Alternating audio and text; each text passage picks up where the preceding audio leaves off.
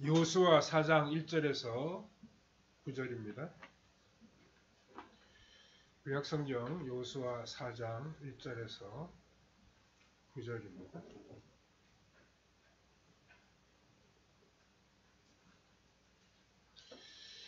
구약성경 324면쯤에 있습니다. 324면 여호수아 4장 1절에서부터 9절까지입니다.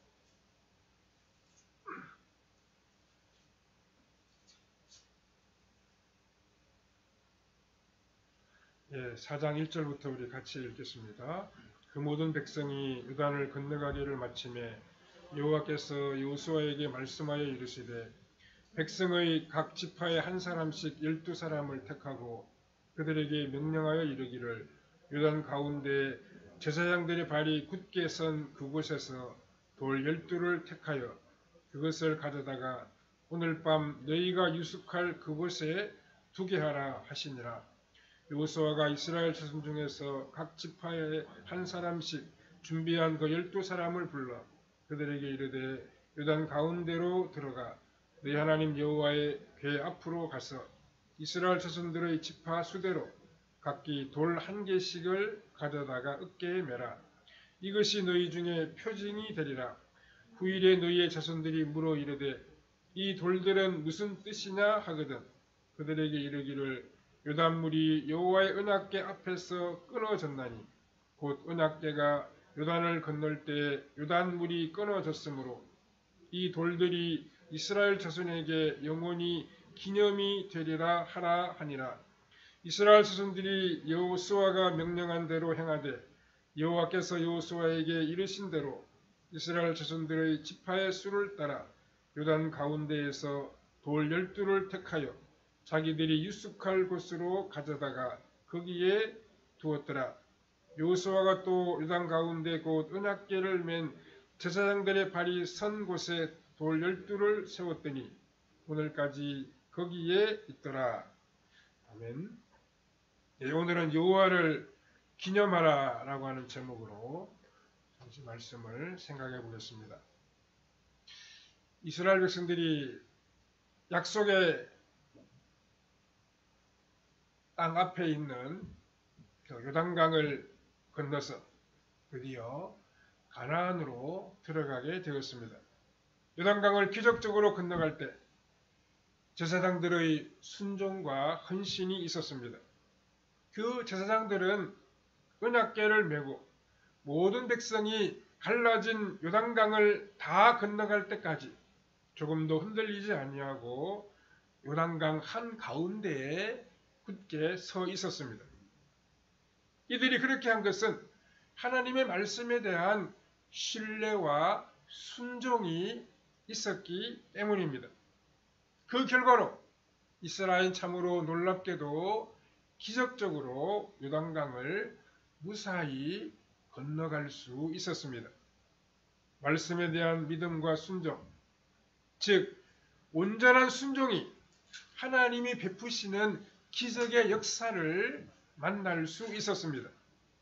요단강을 건너간 후에 그 백성들은 길갈에 기념비를 세웠습니다. 이제 이스라엘은 약속의 땅인 가나안에 입성했습니다. 이 일은 우연히 된 일도 어쩌다가 이루어진 일도 아니었습니다. 하나님께서는 이미 500년 전에 이러한 일이 일어날 것을 세밀하게 말씀하신 바 있었습니다. 창세기 15장 13절과 14절에 보면 여호와께서 아브라함에게 이르시되 너는 반드시 알라 내 자손이 이방에서 계기되어 그들을 섬기겠고 그들은 400년 동안 내 자손을 괴롭히리니 그들이 섬기는 나라를 내가 징벌할지며 그 후에 내 자손이 큰 재물을 이끌고 나오리라 라고 했습니다.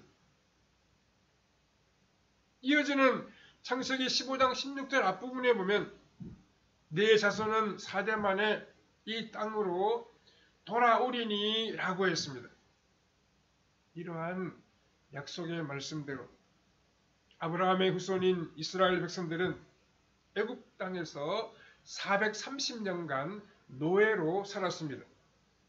우리가 아는 것처럼 하나님께서는 이스라엘을 괴롭힌 그 애굽을 10가지의 재앙으로 징벌하셨습니다. 그 후에 이스라엘은 큰 재물을 가지고 애굽을 떠나 아브라함이 과거에 살았던 가나안 땅으로 돌아오게 되었습니다. 하나님께서 약 500년 전에 아브라함에게 하신 약속을 그대로 이루어 주셨습니다. 그런데 우리 사람들은 어떻습니까? 우리는 우리 자신이 처한 형편이 달라지면 말을 바꾸어 버립니다. 또 약속을 하고서도 시간이 지나면 그 약속을 잊어버릴 때가 있고, 그래서 약속을 지키지 못하고 지나가는 경우도 있습니다. 그러나 우리 하나님은 몇백 년이 흘러도 약속의 말씀을 잊지 아니하셨습니다. 아브라함에게 하신 그 약속을 지켜주셨습니다. 우리 하나님은 약속을 꼭 이행하시는 신실하신 분이십니다. 모세는 이러한 하나님의 신실하심에 대하여 이렇게 말씀한 적이 있습니다. 민수기 23장 19절에 보면 하나님은 사람이 아니시니 거짓말을 하지 않으시고 인생이 아니시니 후회가 없으시도다. 어찌 그 말씀하신 바를 행하지 않으시며 하신 말씀을 실행하지 않으시랴. 이렇게 말씀했습니다.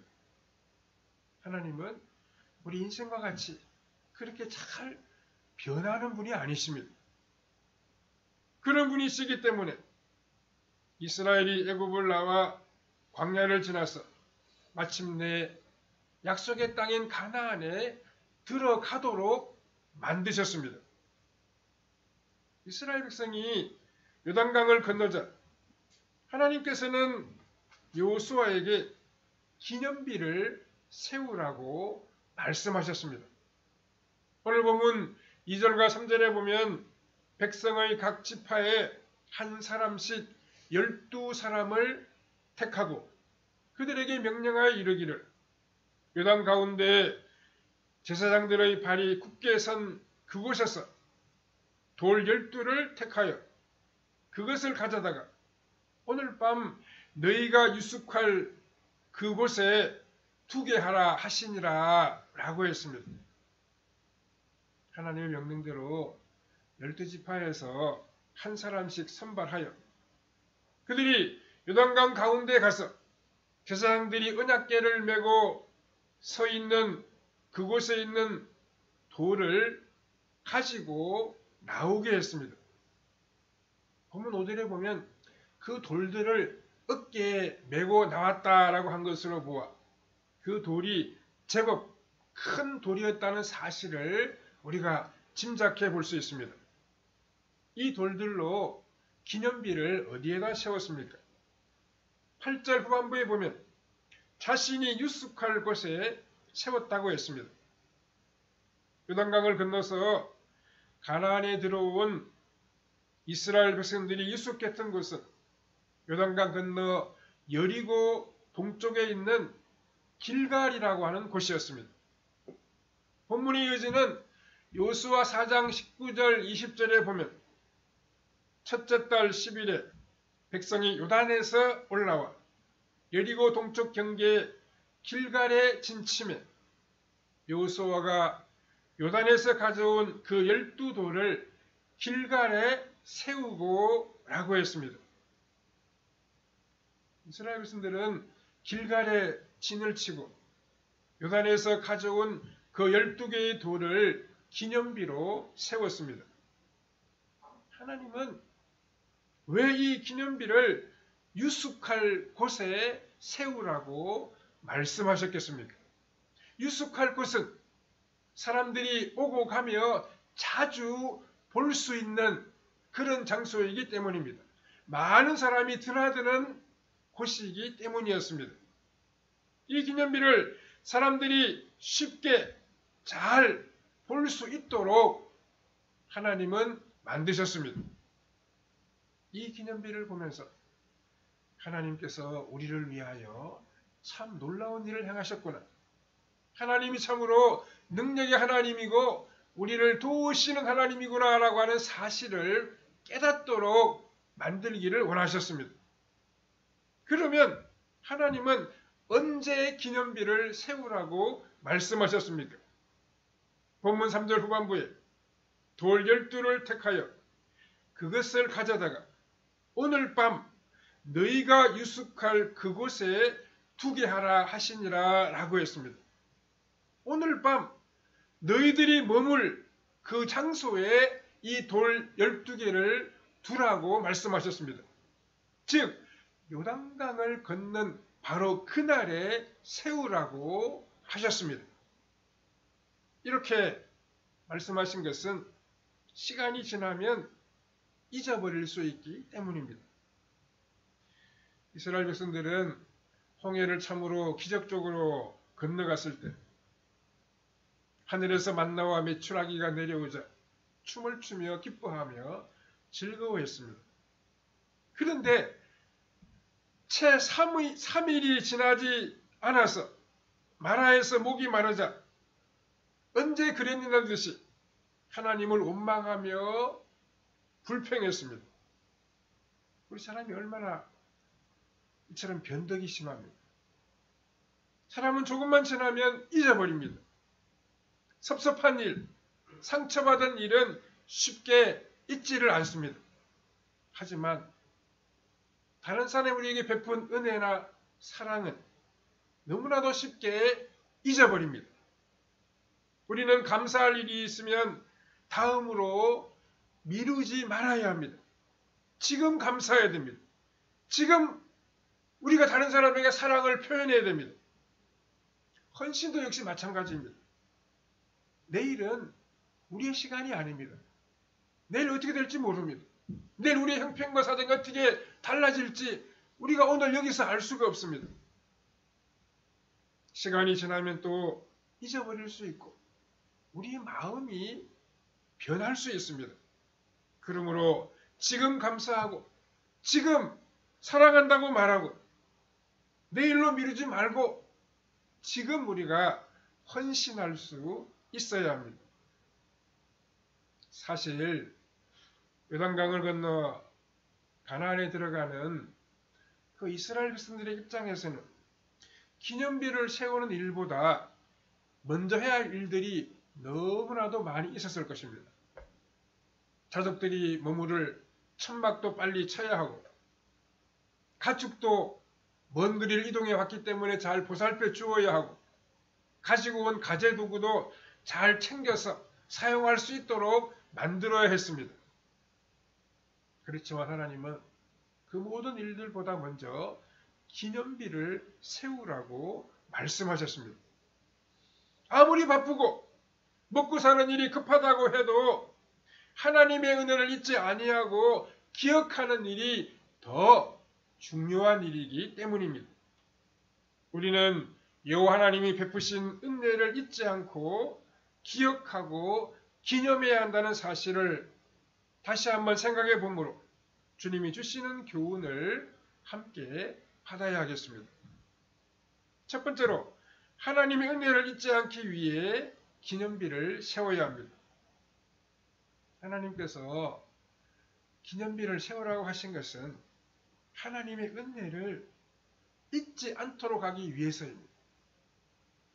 우리 자신만 잊지 않는 것이 아니고 우리 후손들도 하나님의 은혜를 기억할 수 있도록 길갈에다가 기념비를 세우라고 말씀하신 것입니다. 여호와 하나님은 시간이 많이 지나서 너희 자손들이 이 돌들에게 무슨 의미가 있느냐고 묻거든 이렇게 대답하라고 말씀하셨습니다. 본문 7절에 보면 그들에게 이르기를 요단물이 여호와의 언약궤 앞에서 끊어졌나니 곧 언약궤가 요단을 건널 때 요단물이 끊어졌으므로 이 돌들이 이스라엘 자손에게 영원히 기념이 되라 하라 하니라 라고 했습니다. 이어서 여호수아 4장 21절과 22절에서는 이스라엘 자손들에게 말하여 이르되 후일에 너희 자손들이 그들의 아버지에게 묻기를 이 돌들은 무슨 뜻이니까 하거든 너희는 너희 자손들에게 알게 하여 이르기를 이스라엘이 마른 땅을 밟고 이 요단을 건넜음이라 라고 기록하고 있습니다. 또 여호수아 4장 23절에서는 하나님께서 요단강의 물을 마르게 하셔서 건너가게 하셨는데 마치 홍해를 건넌 것과 같았다고 기록하고 있습니다.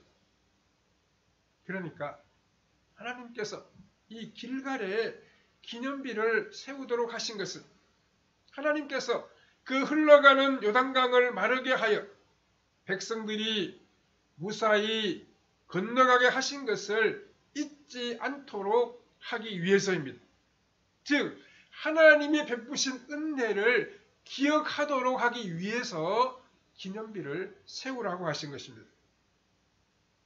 우리는 하나님의 은혜를 너무나도 빨리 잊어버립니다.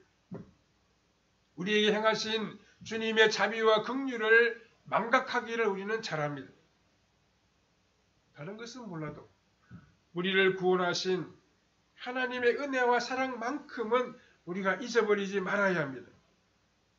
그래서 먼 훗날 우리 자녀들도 하나님께서 우리에게 베풀어 주신 그 놀라운 은혜를 함께 기억할 수 있도록 우리의 삶에 은혜의 기념비를 세워야 합니다. 하나님께서 우리 가정에 우리 인생에 베풀어 주신 그 놀라운 은혜와 긍휼하심을 자녀들에게 알려야 합니다. 그래서 자자손손이 하나님의 은혜가 흘러 넘치도록 만들어야 합니다. 부모들은 자녀들에게 말해줄 은혜의 간증이 있어야 됩니다. 하나님이 이때 이렇게 나를 도우시고 은혜 베풀어 주셨다는 사실을 자녀들에게 말해주어야 합니다. 어떤 부모들은 옛날에 고생한 이야기를 실컷 해주는 그런 분들도 있습니다. 물론 그런 것도 도움이 될 수 있고 감동을 줄 수도 있습니다. 그렇지만 하나님께서는 하나님이 행하신 일, 친히 베풀어 주신 그 은혜들을 전하기를 원하십니다. 그렇게 하여 훗날에 사랑하는 자녀들과 함께 하나님께서 행하신 일들에 대하여 기억하기를 원하십니다. 신앙생활은 끊임없이 은혜의 기억을 되살리는 것입니다. 과거 은혜의 기억을 후손들이 알아서 그들도 하나님의 은혜 가운데 하나님의 도우심 가운데 살아가도록 만들어야 합니다. 두 번째로 여호와를 경외하기 위해 기념비를 세워야 합니다. 여호수아 4장 24절에 이는 땅의 모든 백성에게 여호와의 손이 강하신 것을 알게 하며 너희가 너희 하나님을 항상 경외하게 하려 하심이라 하라라고 말씀했습니다. 하나님께서 이 길갈에 기념비를 세우게 하신 것은 여호와의 하나님의 손이 강하신 것을 알게 하고 여호와를 경외하도록 하기 위해서입니다. 하나님께서 자신이 행하신 그 놀라운 일들이 단순히 과거에만 존재하는 것으로 끝나기를 원치 아니하십니다. 모든 세대, 모든 시대 하나님이 행하신 일들이 알려지고 그래서 모든 사람이 다 하나님을 경외하기를 원하십니다. 길갈에 기념비를 세우게 하신 이유가 바로 여기에 있습니다. 하나님의 사람들은 하나님의 전능하심을 경험할 때, 하나님의 강하신 손을 만났을 때 하나님을 경외하게 됩니다. 하나님이 우리를 이렇게 도우시고 함께 하신 것을 우리가 알게 될 때 하나님을 찬송하고 하나님을 섬기게 되어 있습니다. 사사기를 보면 하나님이 행하신 그 놀라운 일들을 체험한 사람들은 자신들이 사는 날 동안 여호와 하나님을 잘 섬겼다고 기록하고 있습니다. 하지만 하나님이 행하신 일들을 자기 눈으로 보지 못한 세대는, 경험하지 못한 세대는 여호와 하나님을 알지 못하는 다른 세대가 되었다고 또한 기록하고 있습니다. 사사기 2장 7절에 보면 백성이 여호수아가 살아날 동안과 여호수아 뒤에 생존한 장로들, 곧 여호와께서 이스라엘을 위하여 행하신 모든 큰 일을 본 자들이 사는 날 동안에 여호와를 섬겼더라. 이렇게 기록하고 있습니다. 하나님이 행하신 일을 보고 경험한 사람들은 하나님을 참으로 경외하고 잘 섬겼다는 말씀입니다. 그런데 사사기 2장 10절에 보면 그 세대의 사람도 다 그 조상들에게로 돌아갔고 그 후에 일어난 다른 세대는 여호와를 알지 못하며 여호와께서 이스라엘을 위하여 행하신 일도 알지 못하였더라 라고 했습니다. 안타깝게도 여호수아와 그 시대의 지도자들은 여호와를 경외하는 다음 세대를 만들지 못했습니다. 그 결과 그들의 후손은 하나님의 사람이라고 하는 정체성, 즉 우리는 하나님의 택함받은 족속이고 언약의 백성이라고 하는 이 선민의식을 다 잃어버렸습니다. 그래서 하나님을 알지 못하는 다른 세대가 되고 말았습니다. 그래서 그럼 어떻게 되었습니까? 사사기에 보면 모든 사람이 자기 소견에 옳은 대로 살아갔다 그랬습니다. 그 지역의 우상을 섬기고 그들 스스로 멸망의 길로 나아갔습니다. 왜 그랬습니까? 하나님을 알지 못했기 때문에, 하나님의 전능하신 역사를 체험하지 못했기 때문에 하나님과 상관없는 그런 삶을 살아가게 되었다는 이야기입니다. 오늘 우리의 다음 세대가 하나님을 알지 못하는 다른 세대가 지금 되어가고 있습니다. 지금 노년층은 우리나라에도 예수님 믿는 사람이 많습니다. 중년층까지는 많습니다. 그러나 대학생 세대부터 점점 예수 믿는 사람들이 줄어들고 있습니다. 옛날에는 대학 캠퍼스에 그 대학생 신앙 지도자들이 사역할 때 학생들의 그 모임이 많이 모였다고 합니다. 지금은 대학에서 예수 믿는 사람들의 예수 믿는 대학생들의 활동이 엄청나게 위축되어 있다고 모든 대학생 선교단체에서 이야기하고 있습니다. 심지어 지금 군대에서 이런 일이 벌어졌다고 합니다.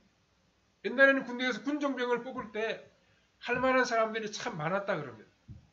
근데 지금은 군대에서 군복 목사님들이 군종병을 선발하기가 엄청나게 어렵다고 합니다.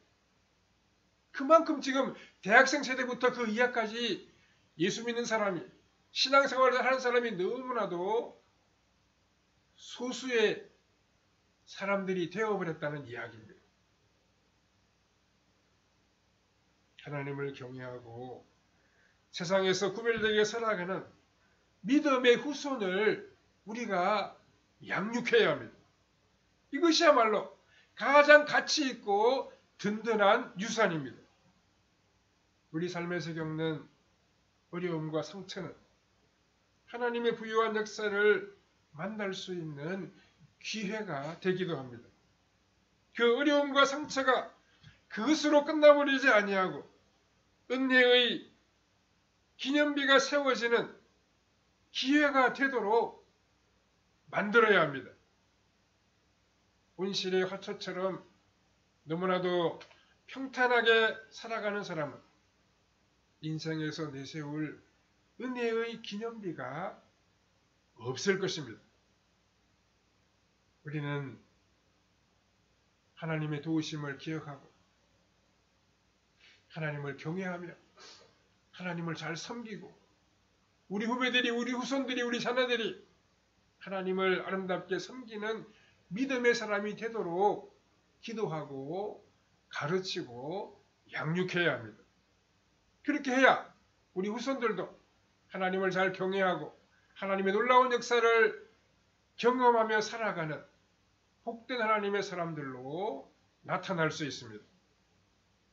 세 번째로, 영적으로 무장하기 위해 기념비를 세워야 합니다.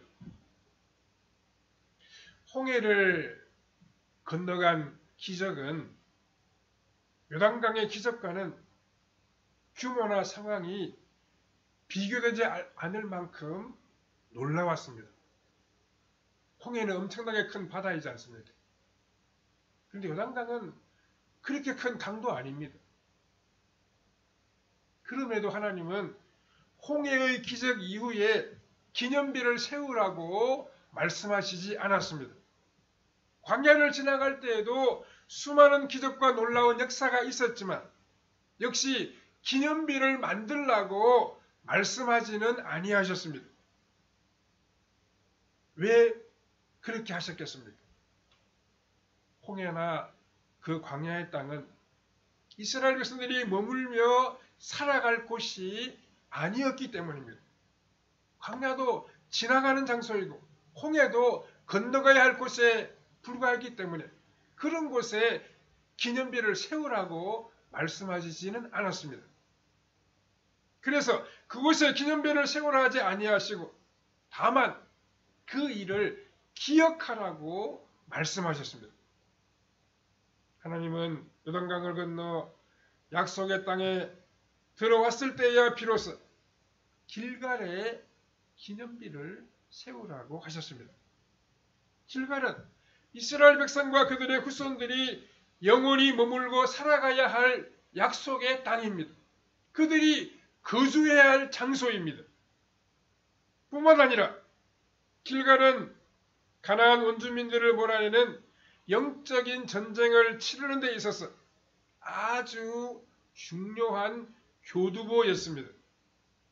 그렇기 때문에 하나님께서는 그들의 영적 재충전과 재무장을 위하여 길갈에 기념비를 세우라고 하셨습니다. 대부분의 기념비는 어떻습니까? 대부분의 기념비는 전쟁에서 완전히 승리한 후에 세우게 됩니다. 우리도 우리 역사에서 배웠죠. 진흥왕 순수비라고.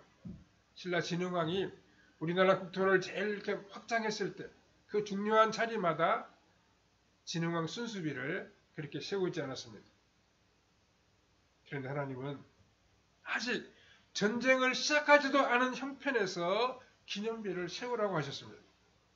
그것은 가나안 원주민을 몰아내는 영적 전쟁에 있어서 이 기념비가 영적인 무장과 영적인 충전을 가져다 줄 수 있기 때문이었습니다. 그래서 하나님은 가나안 사람들을 몰아내는 전쟁을 할 때 승리한 지역에 머물지 말고 다시 길갈의 진영으로 돌아오도록 하셨습니다. 여호수아 10장 41절에서 43절에 보면 여호수아가 또 가데스 바네아에서 가사까지 와 온 고센 땅을 기브온에 이르기까지 치매 이스라엘 하나님 여호와께서 이스라엘을 위하여 싸우셨으므로 여호수아가 이 모든 왕들과 그들의 땅을 단번에 빼앗으니라. 여호수아가 온 이스라엘과 더불어 길갈 진영으로 돌아왔더라 라고 했습니다. 보통 전쟁을 치를 때 어떻습니까? 전쟁에서 승리하면 승리한 그 지역에 머물러 있어야 합니다. 다시 그 지역을 빼앗기지 아니하고 그곳에서 앞으로 전진해야 하기 때문입니다. 하지만 여호수아와 이스라엘 백성은 승리한 후에 다시 길갈로 후퇴해 왔습니다. 길갈 진영으로 돌아왔습니다. 길갈에서 영적으로 충전하고 재무장하기 위해서입니다. 그 재무장할 수 있는 기념비가 길갈 지역에 있었기 때문입니다. 하나님의 사람은 하나님의 은혜를 깨달았을 때, 그 하나님의 은혜에 감동되었을 때 강해질 수 있습니다. 전능하신 하나님의 은혜를 알고 체험한 사람은 참으로 두려움이 없는 하나님의 사람으로 살아갈 수 있습니다. 우리는 하나님의 은혜를 기억하며 하나님을 경외하고 아름답게 섬겨야 합니다. 또 말씀과 성령으로 무장하여 하나님의 은혜와 사랑을 전하고 하나님의 나라를 이 땅에 세워가야 합니다. 하나님의 의를 우리가 이루어가야 합니다. 우리나라에 이렇게 예수 믿는 사람들이 많다고 이야기하는데 아직도 우리 사회에 불의가 많이 있습니다. 정치 지도자들 세계에서도 엄청난 불의가 아직도 존재해 있습니다. 국회에서 있잖아요. 국회에서 매번 국회 조창기도회를 모이고 적어도 국회의원들의 3분의 1 이상이 자기들 스스로 크리스찬이라고 말하거든요. 그런데에도 이 나라는 여전히 불의합니다. 왜 그렇습니까? 하나님의 은혜의 역사를 그들이 체험하지 못했기 때문입니다. 우리가 참으로 하나님을 만나고 하나님의 은혜를 체험해서 우리가 믿음으로 살아가고 우리 후손들이 아름다운 하나님의 자녀로 살아가도록 만들어가야 할 책임이 우리에게 있습니다. 우리가 그렇게 할 때 하나님 베푸시는 놀랍고도 아름다운 역사를 우리가 누리고 우리 후손들이 누릴 수 있을 것입니다. 하나님이 행하신 아름다운 은혜의 역사에 감사하고 주님의 나라를 위해 헌신함으로 복된 은혜의 기념비를 세워가는 성도님들의 삶이 다 되시기를 바랍니다. 자비하신 하나님 은혜를 감사합니다. 오늘도 저희들에게 말씀해 주시고 교훈해 주시니 참 감사합니다. 우리 하나님의 은혜를 깨닫게 해주시옵소서. 하나님의 은혜에 감동하여 참으로 강건하고 슬기로운 믿음의 사람으로 나타나게 해주시옵소서. 하나님의 은혜를 기억하게 해주옵소서. 하나님을 아름답게 경외하며 섬기며 살아가는 우리의 발걸음이 되게 하여 주시옵소서. 우리 하나님 후손들에게 이 믿음을 전승하고 하나님의 사랑을 체험할 수 있게 만들어 주므로 우리와 우리 후손들이 하나님의 풍성하신 긍휼과 은혜를 받아 누리는 복된 삶을 펼쳐가게 하여 주시옵소서. 예수님의 거룩하신 이름으로 기도하옵나이다. 아멘. 찬송가